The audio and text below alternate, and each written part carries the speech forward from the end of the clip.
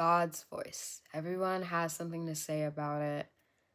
I've actually talked about this before. I'm gonna give the latest revelation that he's given me on this. So, an interesting thing, this revelation actually didn't come from me, but came from my pastor, is that many people will say they've heard the voice of God or God speaking or God told me or something like that. No one ever thinks that the devil speaks to them. No one ever says, oh my gosh, I heard the voice of Satan or anything like that. And the truth of the matter is that we are actually predisposed to being able to, how do I say this, receive the voice of the enemy easier than the voice of God. And the reason why is because of how the enemy speaks. The enemy will speak with emotions, he will speak with the here and the now, he will speak with past stuff, anything that really is very hard to resist. And if you've ever had the displeasure of hearing the voice of Satan like I have, it's different from like your average demonic spirit.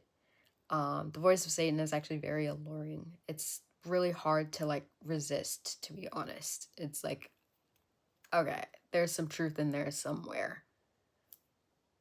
And just to clarify, when I mean voices, 9 times out of 10, I'm not talking about something audible. I'm talking about something that is, it's either the thoughts and being able to discern where they're coming from, or something like from someone else or something like that. But the enemy will use emotions.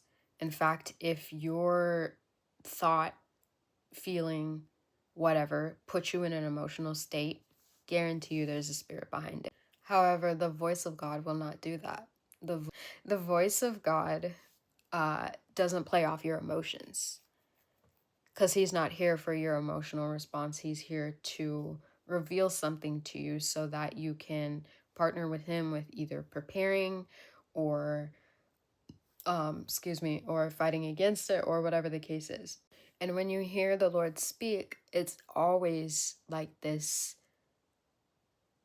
it puts you in awe for a few minutes. You know, the revelation of whatever he says is so impactful that it makes you like stop for a minute and think, what was that? The best thing I can compare it to is like if you've ever had like a idea or opinion on something and then you hear someone say something totally opposite and you're like, now wait a minute, you might have something there, and you have to sit there and like think about it. It's like that with God. Doesn't draw on emotions because he wants you to be sober minded to actually follow his instruction.